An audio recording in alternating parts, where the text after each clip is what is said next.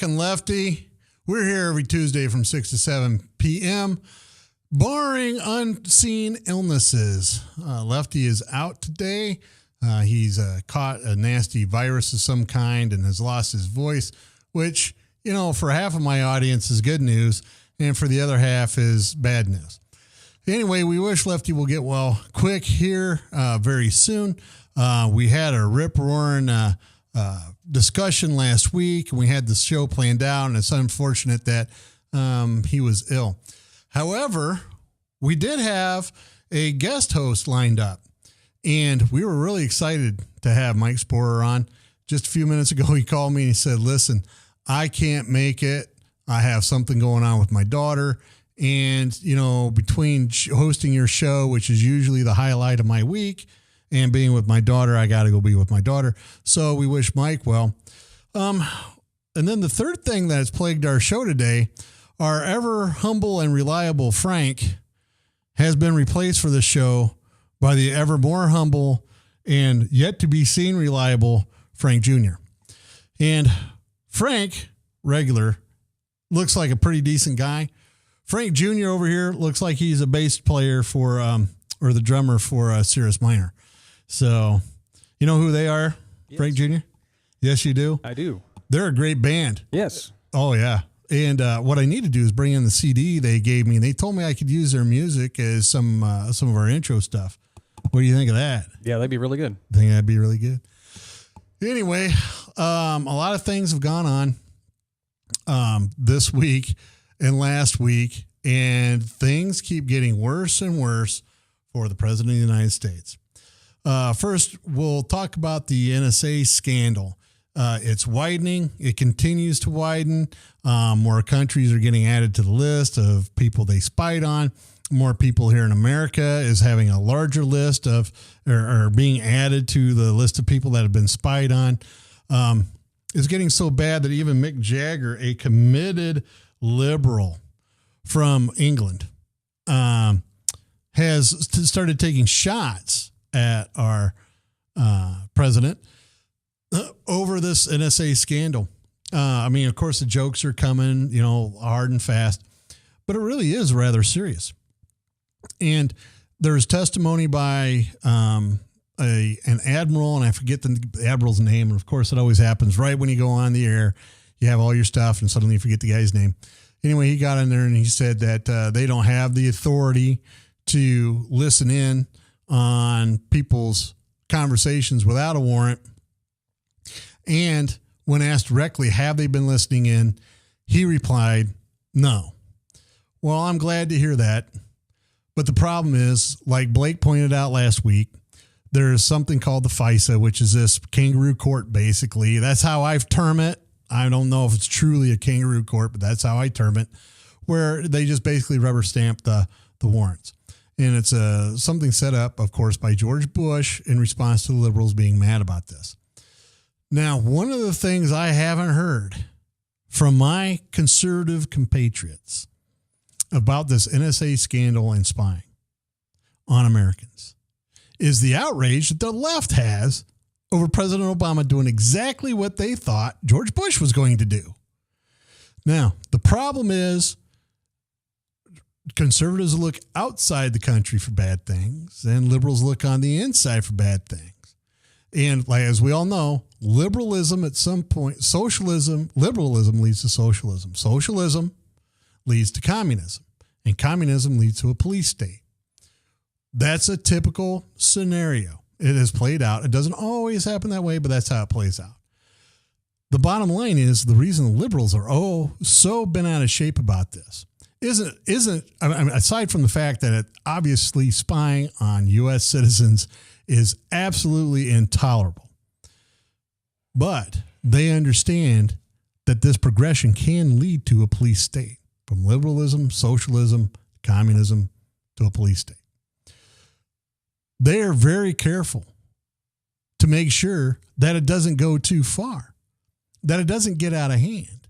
And this is exactly what's happened with the NSA. When you have people, Americans, spying on Americans, that's awful. Now, having said that, I'm not trying to scare anybody, because the bottom line is ever since we've had the telephone and the ability to record anything, the government has recorded our conversations, and they have certain words in there that they screen for. This is back in the day when we had rotary telephones. I don't know. I mean, this will attract the older audience. They'll know what I'm talking about here. And they would record this and they would review it. Well, they're basically doing the same thing, except now it's, Twitter, and it's Facebook, and it's, what's the other one? Pinterest, Reddit. They're monitoring all this stuff. There's so much information going on out there. It's really going to be difficult for them to process it. But they're now doing text, and all that's public record. I mean, it's like standing on a street corner with a bullhorn, So a big deal. They're monitoring that. Anybody can. I don't have a problem with that. But when they start tapping into your phones, when they start threatening the people that you've chosen to do business with privately, that's when it becomes a problem. That's when it becomes a police state. Liberals are very worried about this. On the other hand, the conservatives, I haven't heard a lot. I've actually heard John Boehner defend Obama a little bit with this. I've heard other conservatives say, well, it's kept us safe. I'm not quite sure if they're trying to defend Bush policies, which honestly, from a conservative viewpoint, and Lefty and I have talked about this all the time. I hate it when I get in a position where I have to defend George Bush's policies, because there are some policies out there that frankly aren't good. The problem is, I don't know if they're defending George Bush's policies, if they're the ones that voted for it, based the foundation of the NSA wiretaps, and they're nervous and having to defend that, or if they really don't see the danger in this. And if the third one, these people have to go. Our conservative leadership has to stand up and say, this is enough spying from our government onto us, and it has to stop. But I don't hear that out there. I don't hear anybody out there saying that at all. Now, if you have a different opinion, please give me a call. If you have something to add to that opinion or any information I may have missed, because, during the day I actually do work, then please call and we'll discuss it over the air. We are going to take a quick break. We'll be back right after break. I want to thank everybody for tuning in. Please stay tuned and watch your sponsors. There's what's allow us to keep the lights on and the internet going here. We'll be back right after the break. You're listening to Doc and Lefty on webcast1live.com every Tuesday from 6 to 7 p.m. Petrosian Associates, how can I help you? Petrosh and Associates will provide you with a friendly, caring, and confidential place to find help for mental health concerns. We are ready for your call. Our doctor, Dr. J. Patrick Petrosh, provides a full range of psychiatric services for children, adolescents, and adults in a forthright and informative manner while maintaining a casual, comfortable, and relaxed atmosphere. Drug and alcohol addiction slowly steals a person's identity, tearing away pieces of their life little by little until one day it seems like the hope of a happy future is gone and there's no chance of getting it back. Here at St. Gregory Retreat Centers, we can assure you that there is hope. Our unique approach to recovery begins with the understanding that the dysfunction and damage caused by addiction can be overcome, not just dealt with. Don't let another day go by. Call St. Gregory today. From the RE/MAX Real Estate Concept Studios, this is Webcast One Live. This is Doc with Doc and Lefty. You listen to us every Tuesday from 6 to 7 p.m. here on webcast1live.com in our beautiful downtown Des Moines studios. I took off to Colorado this weekend, had a wonderful bike ride with a bunch of friends, helped out a bunch of kids that needed rides to their school, and that was really a wonderful thing to do, and a great way to help out those less fortunate. Before the break, we were talking about the NSA and how they're spying on us.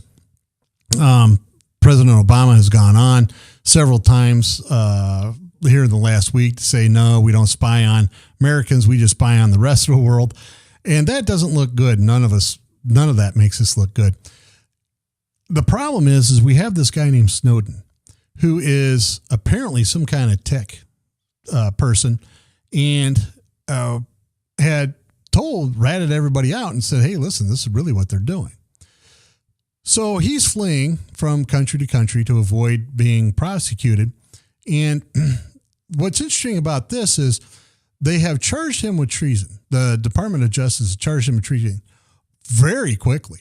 I don't recall anybody being charged with treason this quickly at all. Usually, it's a big drawn out process. There's months of investigation, then they issue an arrest warrant, and then it's, 4 or 5 year thing, trial. Well, with this, they've immediately, relatively speaking, within 2 weeks, issued a warrant for his arrest based on treason. Well, that brings up an interesting conundrum. And that is, if what he is saying is true, then it's a First Amendment issue and he hasn't done treason, right?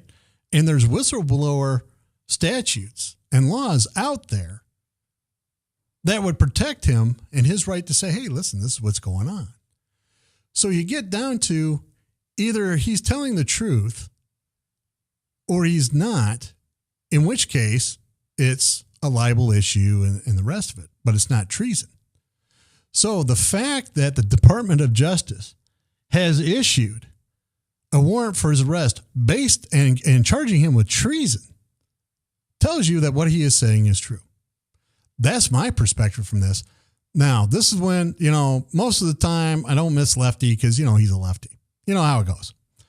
But in this case, I wish he was here to say, well, it's not really that, because what I've looked up now, keep in mind, I'm not a lawyer, but what I've looked up as far as the law goes, treason is a very specific act, very specific.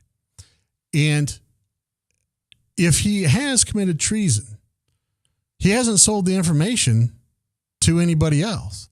He hasn't sold the information to the Russians. He hasn't sold the information to the Chinese or the Indians or the Muslims or the Israelis. He hasn't done any of that. He has simply made an announcement. This is what our government is doing. And he's made it to a reporter. Now that brings up another thing. The Obama administration is now going after reporters for reporting the news, right? Because now, if you get somebody who has leaked something to you and report it, it's now a crime. They charge you with a crime. The Obama's Department of Justice charges you with a crime. Talk about suppression of the free press. Talk about oppression. Talk about the beginning of the not free police state. That's what you're talking about. So what kills me, the liberals are going nuts about this. They're calling Obama out. The newspapers have turned on Obama like I have never seen this before. Even with Watergate, that I vaguely remember, all right, because that's how old I am. Even with Watergate, you didn't have this level of veracity going after a president. A lot of this was reluctant journalism. Hey, listen, our president did this. We don't like it. We really don't want to have to bring all this out, and it's shameful. But that was basically the attitude. And then they became celebrities after that. Then the left went, hey, go get them. Well, now the very same people that have been protecting Obama have turned on him because I don't know if they've finally seen it or if he's now elected and, great, we don't have to deal with a Republican for 4 years. I don't know what's going on, but they're really after him. The Hollywood elite has turned on him.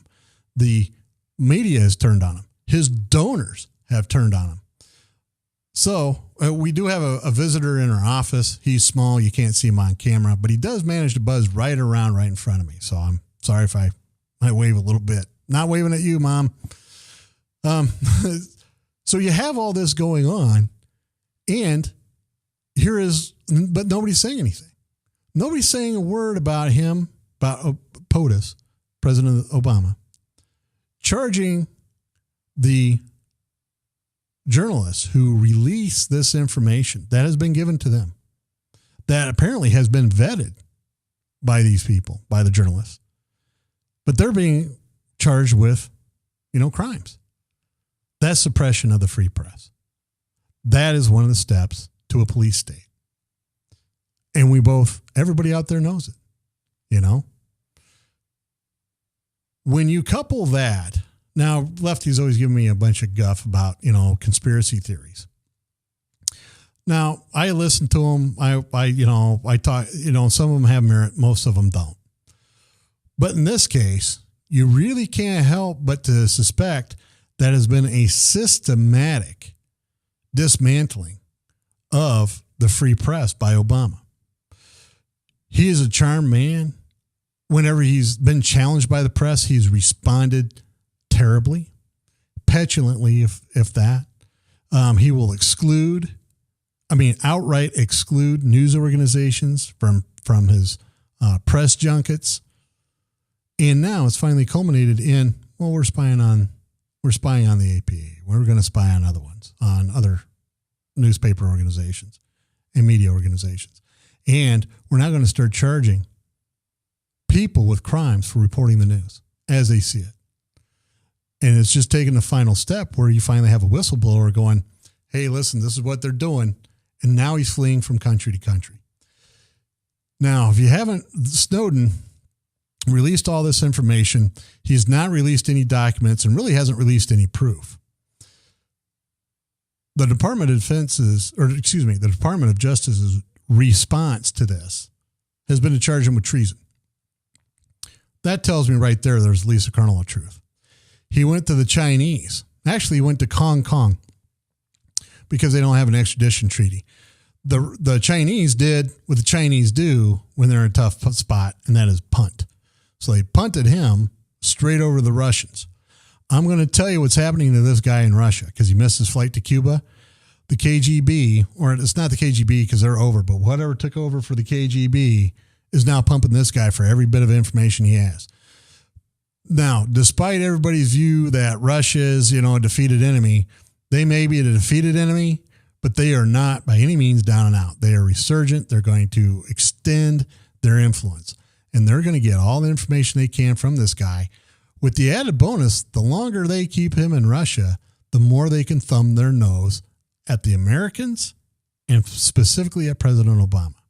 I can tell you for a fact, traveling over in the Eastern Bloc as much as I do, people hate Obama over there. And it is an unreasonable hatred. It's like the French hatred of George Bush, right? It's just completely unreasonable and completely out of bounds. The reason they don't like him is because they understand that he is a narcissist and is not doing what's best for the country.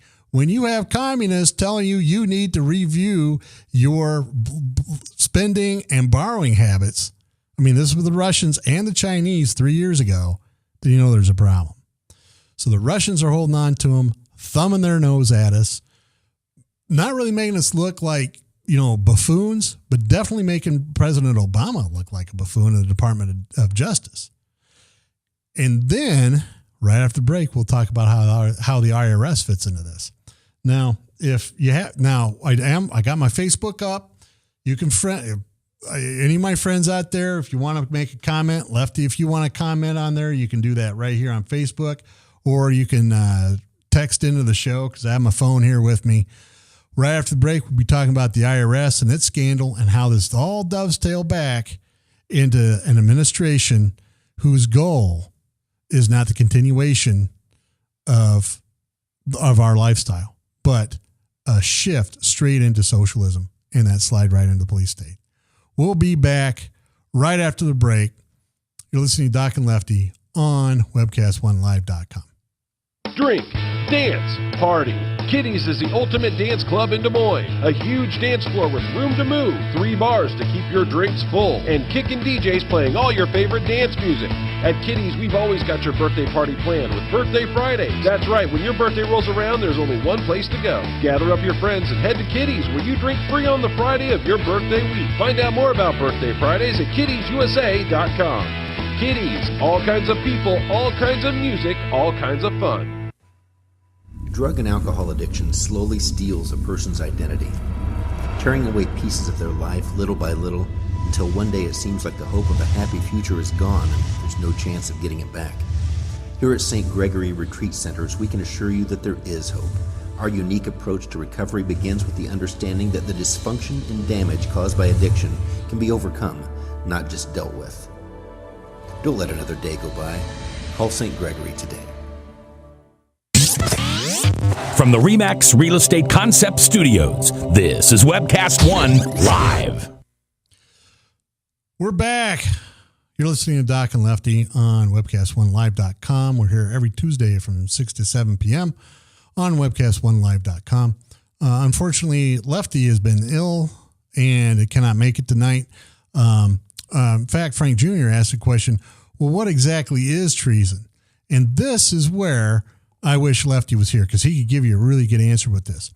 From what I understand, it has to be an act that is purposefully and with malicious intent, giving aid to our enemies in a time of war. That's one definition. The other definition is selling. I don't know if this is how we call it. Basically, selling secrets to our enemies to damage us. That's treason. Now, if you have a different opinion out there, and hopefully, my brother Joe's a lawyer. Hopefully, he's listening. If I'm wrong about that definition, I apologize, but that's basically how I understand it. And again, I'm not a lawyer. So before we've been talking about the NSA leaks, the Snowden guy on the run, and President Obama's basic assault on the journalists. Now, how does all that tie in? Well, you have the IRS. Now everybody's going like, well, hold on. What does the IRS have to do with anything? Keep in mind, every major gangster that's ever been served time in prison, every one, all of them, have one thing in common, the IRS. When you talk about, these gangsters getting arrested and put in jail, the IRS is the one that got them. Now, John Gotti, they weren't able to pin anything on him until Sammy the Bull Gravano rolled over. All right. But the IRS had him up in front for tax evasion, RICO statute offenses, all kinds of stuff. That's how the IRS does it. That's all they do. You have a whole organization of rabid CPAs that all they do is shift through paper trying to find bad guys. That's what they're doing. This is the group that's in charge of collecting all the information for Obamacare. They're also in charge of seeing if you're an actual nonprofit or not. And they're in charge of making sure that you keep all of your receipts and make sure you perform all your duties as a citizen as far as taxation and keeping track of your records. What the IRS is a giant data mine. That's what they do. That's what they collect. So when you look at Obamacare and its real intent, which is to collect all the information it can on American citizens, what you have is what place perfect, what bureaucracy in DC would be more perfect to collect information and do data mining than the IRS. Part of this problem is they have been targeting conservative groups.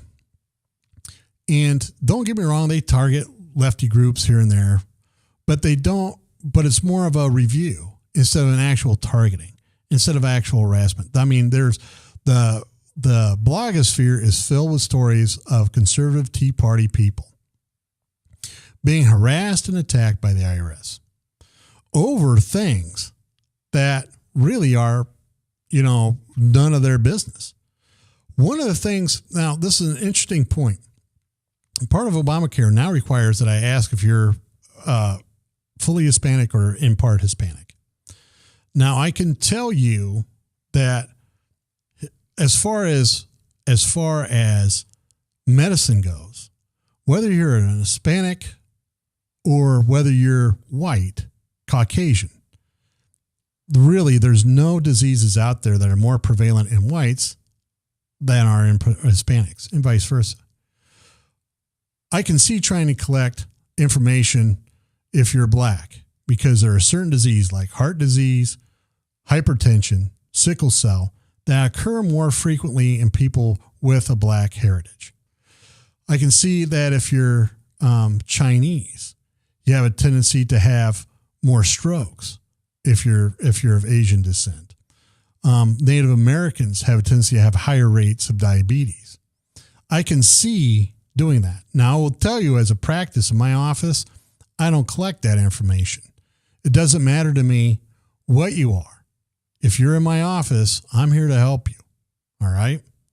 But now I'm required to ask if you're half Hispanic, full Hispanic, what percentage of Hispanic you are. And there's other information out there too that honestly nobody should be privy to. It shouldn't be that way.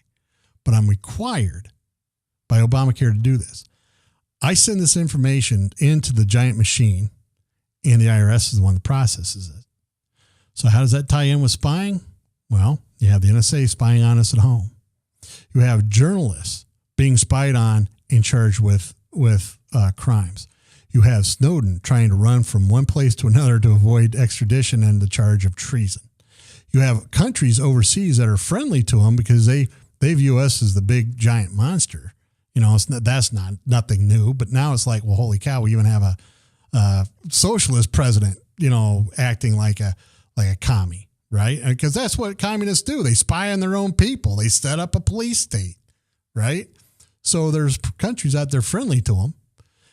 And now they have all this information going into the IRS that has already shown a propensity to abuse its power.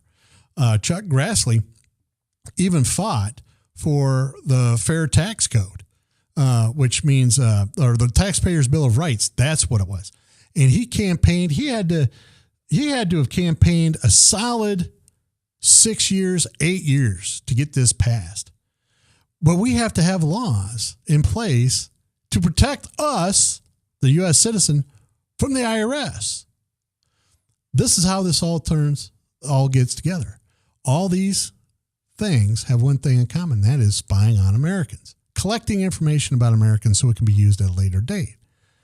Now, I wish I had the sheet where I have to start asking all these different questions. Some of these and here's the problem. If I don't ask them, I'm at risk for a penalty. They'll penalize me if I don't ask these questions. And then I get another penalty if I don't send them in. That's what's spooky. A lot of docs don't think about it. They go, oh, well, are you Hispanic? They'll think, oh, that's weird. I shouldn't do that. But really, why ask if they're half Hispanic? Why ask if they're a quarter, right? Why not ask if they're, 1/10, Asian, or, 1/20th Black, or 1/30th Native American? Why not ask those questions? The fact of the matter is they're trying to set up a demographic that's going to be friendly to them. Here's part of the problem, and we'll go over this after this. Here's part of why I'm disappointed in the Republican Party and the conservative leadership. Here is 3 organizations collecting information, data mining this information, obviously spying on us, American citizens, trying to not necessarily dismantle the First Amendment, but trying to restrain it through the use of the courts by charging journalists with crimes. A whistleblower being hounded across the world for saying this is what our government's doing and being charged with treason, no less. We have all these elements going on. The conservative leadership is not saying anything. And now we have what has been referred to, at least on Facebook, as scamnesty. But basically, they come up with a new immigration bill that grants amnesty. Why our party leadership is embracing this bill is beyond me. I am all for immigration reform. We need it. It is an unfair system, completely unfair. After the break, we'll talk about my opinion about what should be done about immigration and how this all ties in together about the new scamnesty bill. You're listening to Doc on Doc and Lefty on webcast1live.com on Webcast One Live. I'm Brian Leach, owner and general manager of Service Legends. I brought along a couple of the home comfort heroes. Hi, I'm Tammy Wells. I am Nick Wondershot. I'm administrative manager. I am the senior technician from Service Legends. It seems like every good thing, when you feel it to the bone that it's good, there's a lot of hard work put behind it. I don't think that you can fake it and have it turn out good. If we seem like, okay, that's just weird, it's just a furnace, why would you believe so deeply in a furnace? It's not just that, we want to show the world that you can have good service. Yeah, it's your home. It's built into our daily trainings, it's built into our culture, that we're gonna do whatever it takes to have each client say they love us, period. That's why we spend all the hours in the training that we do. And if we guarantee it's gonna be a good experience for you, or else it's free, what type of work do you think we're gonna do? There is a guarantee. Temperature selection guarantee, fixed right or it's free guarantee, comfort guarantee, best value guarantee. All of these guarantees hold us accountable to ensuring that we exceed your expectations. And if for whatever reason we'd fail and we can't make it right, we guarantee all of those guarantees with a 100% money back guarantee. I mean, if you don't think that your technician can fix it right, are you going to say that to a client? No. You don't have to worry about having a technician come to your house. We drug test, background check all of our team members. We put safe people in your home. Each and every one of our service techs, 400 hours a year in training. You tell it the minute they walk in the door. They know what they're doing, they've done their homework, and they actually truly care about what you want. Because at the end of the day, you're the person that makes sure I have a job. They're going to be listening. They're going to want to know what your challenges are. Then they're going to come and give you options, and you get to choose. If I'm there to help and I make it easy and painless, I did my job right that day. Well, when it comes to your comfort, safety, and your family, you don't necessarily go buy the most expensive, but you get the most bang for your buck. Oh, it's worth it because there's a lot of people that will find a way to get it to work right now and then leave and then come back, charge you again, and the cycle just repeats itself. So when I'm out there looking at the furnace, I want to find why it failed today. How can we change the part today with something that you're not going to have to worry about? Is it worth changing the part today? I mean, you can put a lot of money into a furnace. I can fix parts all day. There's good job security in that for me. But is it the right thing for you? I get a lot of the phone calls of after the technicians are there. They're just in awe. They're like, wow, you guys are great. I mean, I don't even know what to say. You guys are great. Everything you did was perfect. It was great. Keep going though. I like this. Just give us a try. I'm going to take all the risk. I've got the time to make this right. I've got the support to make it right. Just check us out. And if you don't see the value in what we do, I mean, fixed right or it's free or 100% money back. enough said.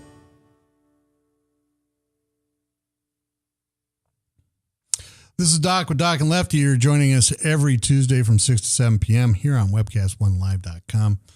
A couple of things I want to mention. Cirrus Minor has their CD release party coming up June 29th. Isn't that right, Frank Jr.? Yeah, and I forgot what the name of the CD is called, but they're having the party out at Woolies. Apparently, they're going to be performing. Do you know the name of that? No? I am going to look. Rats. See, I have it up here on Facebook, and then it moved it. And then I'm like, now we're on the air. I can't say anything. Great band. Love them to death. I've seen them in concert 4 or 5 times just here locally. And every concert, they get more bugs worked out. They do a lot better. Everything's looking really up for this group here locally. And hopefully they'll have same kind of success that other local groups around here like Slipknot have had. Now, I know I get to bashing on the GOP leadership a little bit, but I do want to talk about the GOP here locally. Polk County GOP really has done a very good job of getting out a conservative message without alienating everybody on the planet, which is something that some Republicans have been accused of. They work really hard.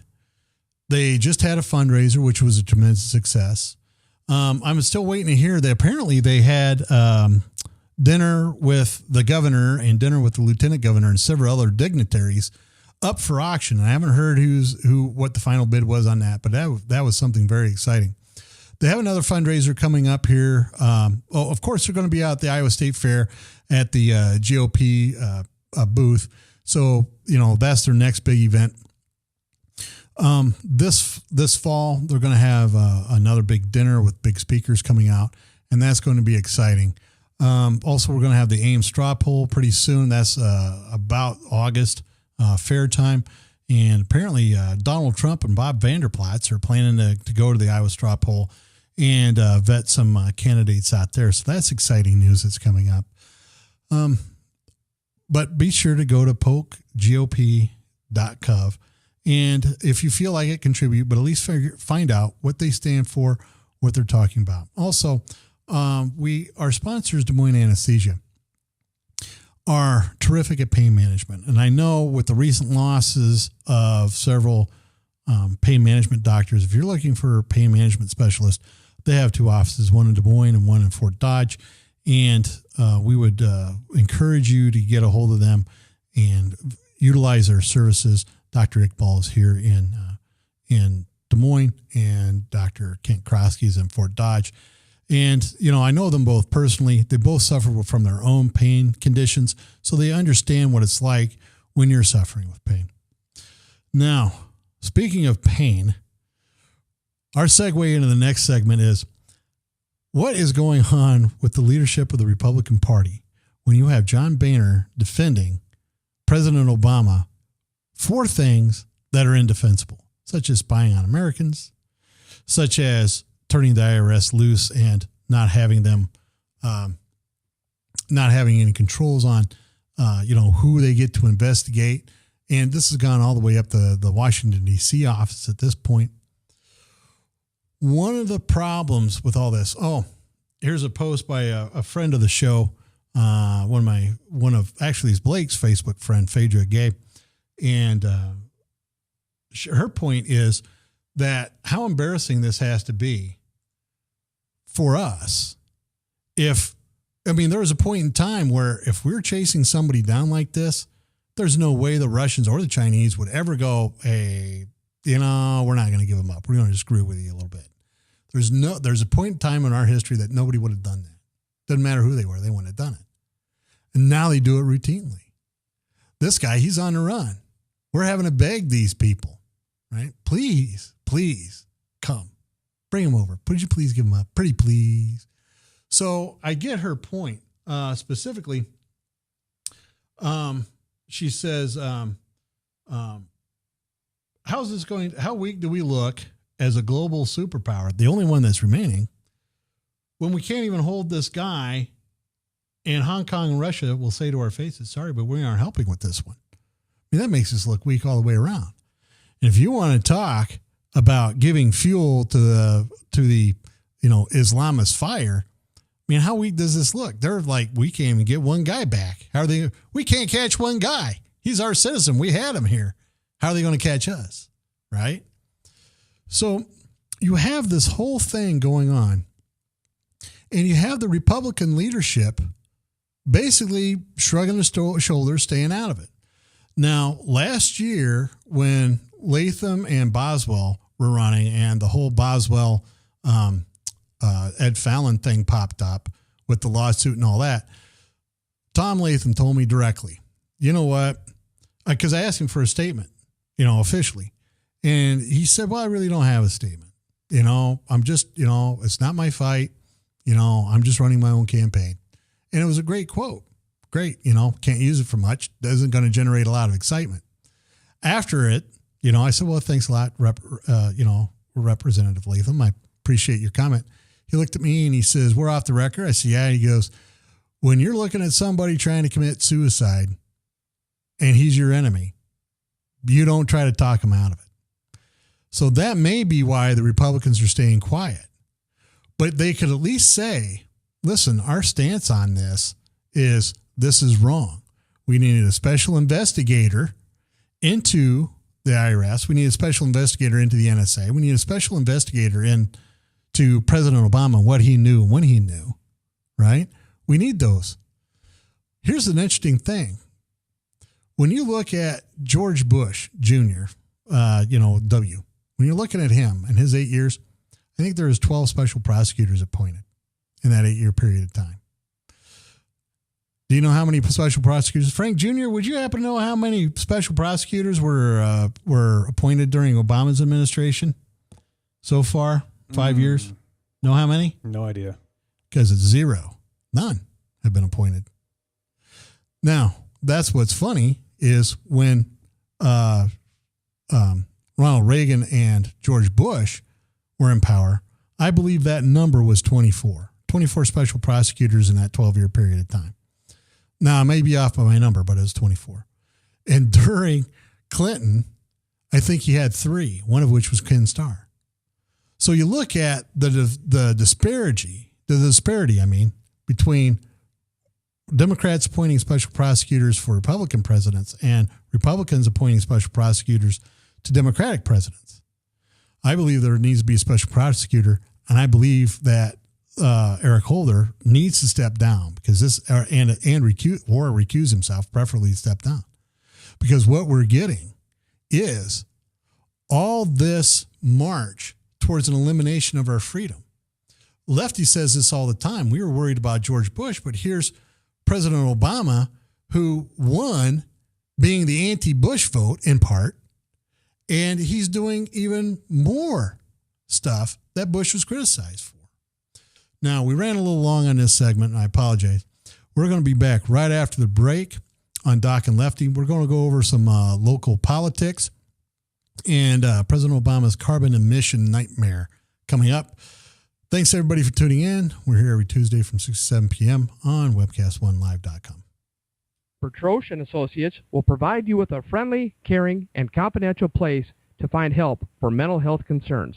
We are ready for your call. We are proud to work with military personnel and their families. Our doctor, Dr. J. Patrick Bertroche, provides a full range of psychiatric services for children, adolescents, and adults in a forthright and informative manner while maintaining a casual, comfortable, and relaxed atmosphere. Our licensed mental health therapists provide individual counseling to children, adolescents, and adults, including couples and marital counseling. Visit our website at bertrocheandassociates.com for more information or call 515-334-9484. Our offices are located at 5525 Meredith Drive in Des Moines, just east of Skate North off Merle Hay Road. Isn't it time to talk to someone? Take care of yourself and your family. Contact Bertroche and Associates. Welcome back to Doc and Lefty on webcast1live.com. We're here every Tuesday from 6 to 7 p.m. If anybody out there is curious, those are my dogs running down the hallway. One's a therapy dog. His name's Darwin. The other two are just tag-alongs. They're very helpful in my office. The little brown one's, his name is Elmer, and he's a little character. You know, he's a little bit odd. And then Sybil, she's so kind and nice, and she's a big brute of a dog that's just got a heart of gold. And I will tell you, though, if she barks, you will wake up. And then Darwin, of course, he's kind of like Dennis the Menace, you know, always running around, always in trouble, always doing something. And then when you catch him, he looks at you like, what? What did I do? I didn't do anything. So anyway, those were my dogs. Today, President Obama announced that he was going to go on a carbon initiative. And instead of going through Congress and trying to have them legislate something, which I freely admit at this point, he's a lame duck president. He's not going to get really anything done, but he's going to end run Congress and say, well, geez, EPA, you get to set these new standards. Well, there's a lot of, I don't know if he did this just to keep his base happy or what he did it for, but the EPA mandate clearly states that has to work with the states. And if the states don't agree, it doesn't have the power. Now, everybody who's listened to the show says, I have said over and over, the EPA needs to go. It was supposed to be something that reduces our dependency on oil and make our air cleaner. It really hasn't done either one. It hasn't reduced our oil consumption, hasn't really made our air cleaner, hasn't really done anything for us. Private sector initiative is what has reduced our carbon emissions. Now, the liberals like to say, well, Clean Air Act really worked well here, there, and everywhere else. All the Clean Air Act did was shift the pollution from one area to another. So now it's more spread out, even though it's less so. All right. Now, Iowa never had a problem with clean air. I mean, there's not enough people here to bother with clean air. You could put every power plant, every coal plant in America right smack dab of downtown Des Moines, and we're really not ever going to have the smog that LA had. And there's several reasons, all of them environmental and not really any of them to do with coal. Now, obviously, there was blowback from the coal industry and states with coal and depend on coal and everything else. Here's what the problem is. You could eliminate coal here today in the U.S. and just, let's say, run on nuclear. If we instantly could replace everything with either nuclear or solar or, you know, I mean, we went out to Colorado. I mean, there's a wind farm about every 30 feet when we're going through Iowa. So we could do all that. Let's say we did it magically. Tomorrow it's all gone. Here's what the issue is. We ship most of our coal overseas. Most of our coal goes to India and China. A lot of our coal goes down to South America. That's where our coal goes. We don't burn most of our coal here. So eliminating coal from the U.S., all that does is drive up our energy costs. It doesn't do anything for the environment Because whether you burn the coal here or you burn the coal in China, we're still all part of this global warming thing, if you want to call it that. We're all part of the same world, and it's a bubble. I mean, if you get on NASA, they'll show you a picture of the Earth.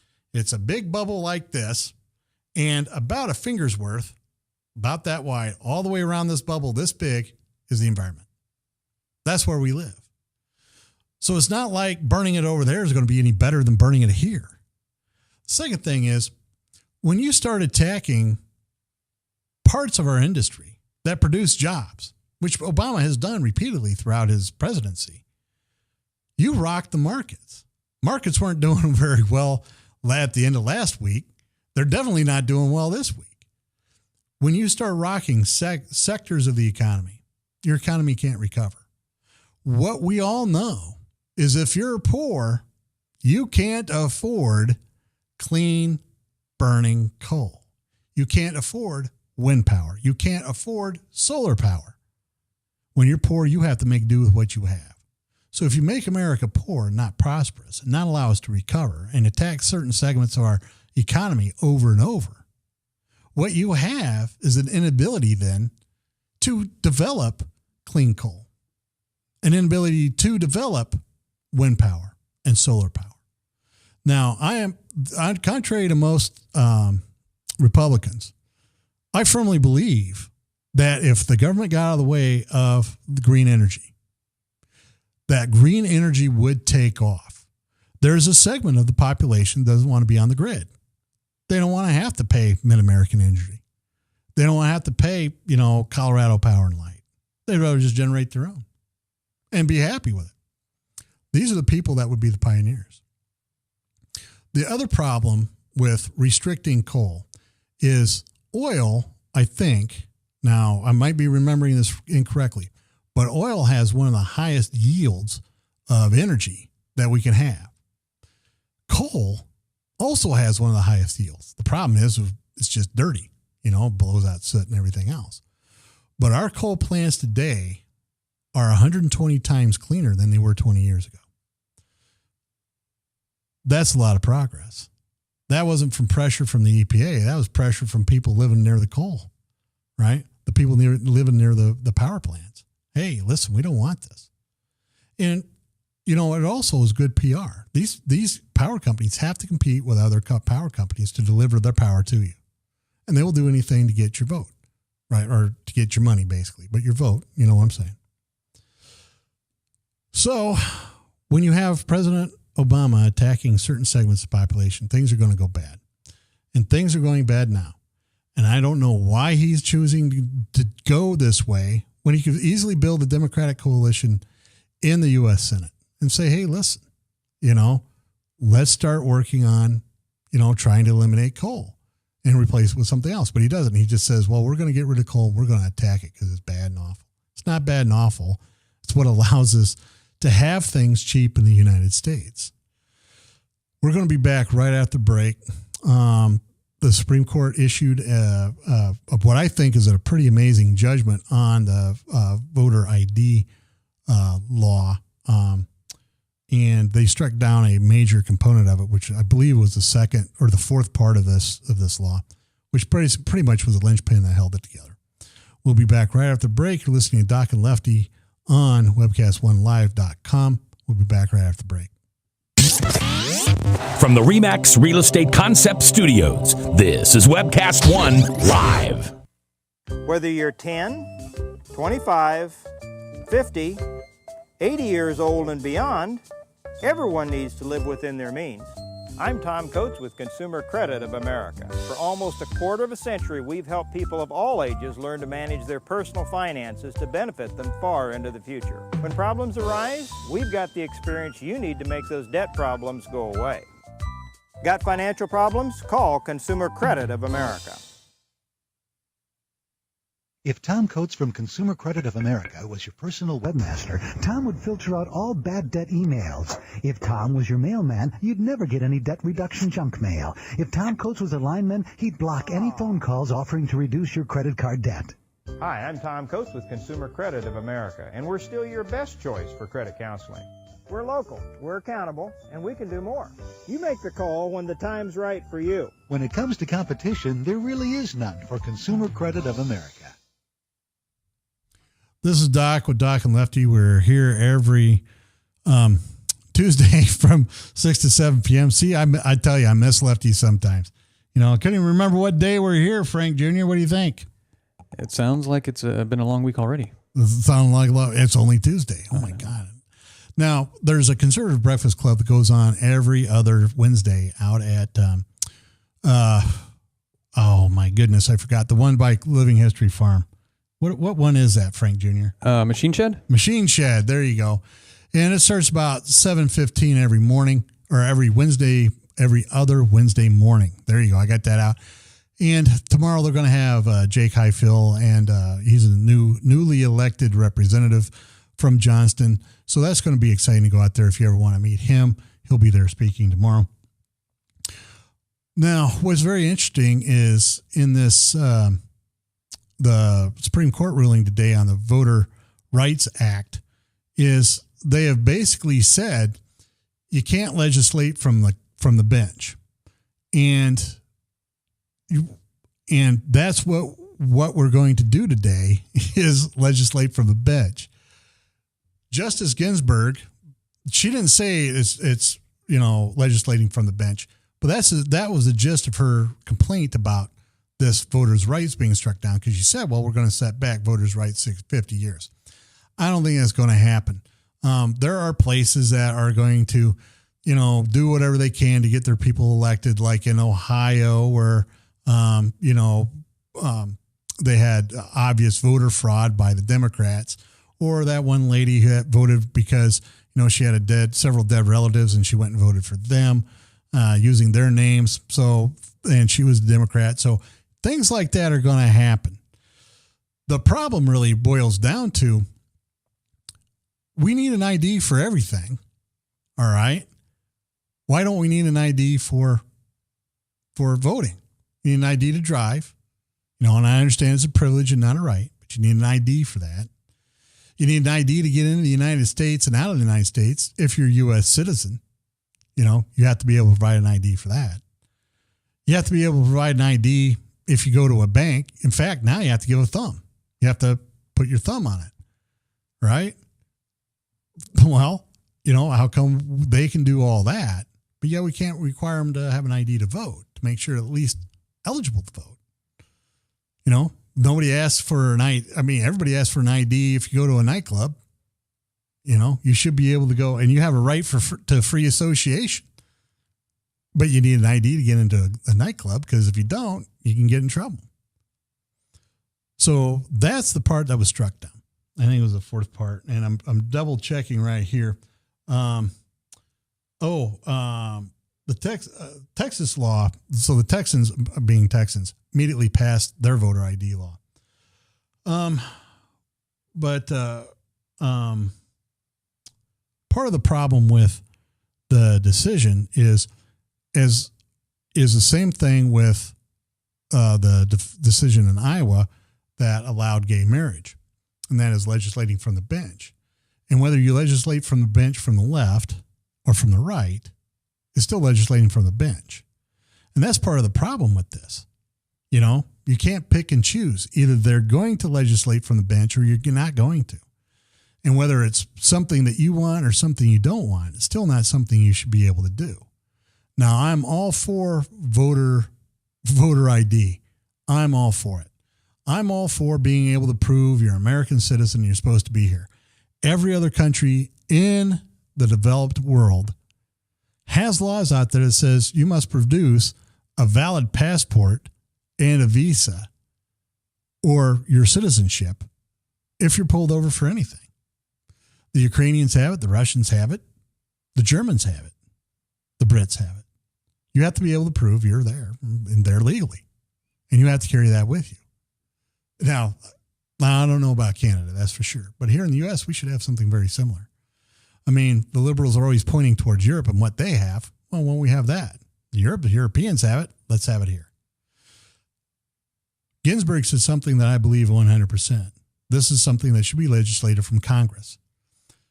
The problem is Congress has abdicated a lot of its responsibility.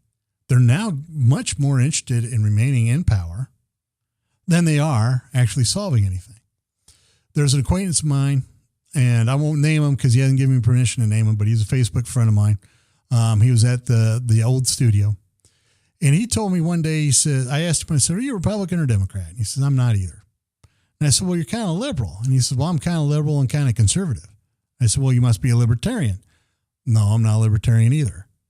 I just think both parties are the same thing, right? And if you've read Animal Farm, you know that at the end, Napoleon, the leader of the revolution, is inside playing cards with the other humans that kept them all down. I think that's what's going on. Both parties are responsible for this problem. Congress, the House of Congress, has abdicated its responsibility to produce a budget. They're abdicating their responsibility to look at the Voters' Rights Act and say, well, hold on, we need to change this now. Let's have some common courage and figure out what we can do in the middle. You have the Senate that simply will rubber stamp whatever President Obama wants. And I don't think that's right. They're drafting this amnesty bill much in the same way they drafted the Obamacare. And that is, nobody's read it, but they're going to have to pass it to find out what's in it. There's all kinds of bad things in this amnesty bill, including a bunch of pork, just like Obamacare, just like the stimulus package, filled with pork. And these people don't have the guts to go, well, we need to cut this out, because they want to be reelected. They want to go out there. They want to keep playing cards with the humans inside the house. They all want to be their own Napoleon. And I think it's time to start voting out the leadership of both parties. That's where I'm coming from. I have been a critic of John Boehner for quite a while now. I don't think I'm alone in this criticism. You have to be able to lead.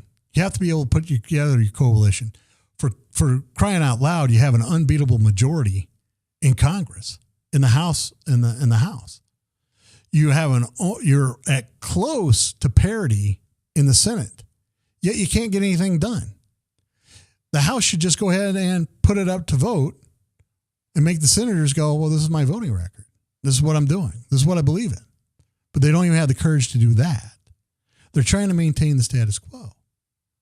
So I get back to, what are you guys doing? Get out there and get something done. Which brings me back to a local issue. You can say what you want about Governor Branstad, but he got stuff done. And you can say what you want about Jack Hatch. He worked with the governor to get things done. You can say what you want about Dennis Guth, Senator Dennis Guth, or Tom Shaw, Brad Zahn, or any of the people that work in the government here, but they got stuff done. And really, I look at the people out in Washington, D.C. and go, hold on. Our guys got something done. Now, I don't like some of the things they did, but I can tell you Lefty doesn't like some of the things they did either. But they got something done. They got something accomplished. They're moving the state forward. They're giving people benefit that will benefit everybody. A property tax break for everybody. Me, Lefty, Frank, you own a house? Frank Jr.? Yeah. Frank Jr. got a break. Great. That's going to help everybody. It's going to help us all. We all move forward. Now, the governor's health care plan, I talked about it last week. I could talk about how bad that is for the rest of the show. But instead, we're going to close off. I thank everybody for tuning in tonight. I hope you will write, friend me on Facebook, send me an email, do whatever it is that in order to communicate, because I want to hear everybody. I want to thank Phaedra for writing in and giving us her opinion. I want to thank everybody else for listening, especially our sponsors, Bertroshan Associates, Lubinas Law Firm, Polk County GOP, and Des Moines Anesthesia. Please patronize these fine folks to help us keep our show on the air and our studio open. That includes Brian Leach and Miss Giddies. We'll see everybody next week. I hope Lefty's feeling better. You've been listening to Doc and Lefty on webcast1live.com. See you next week.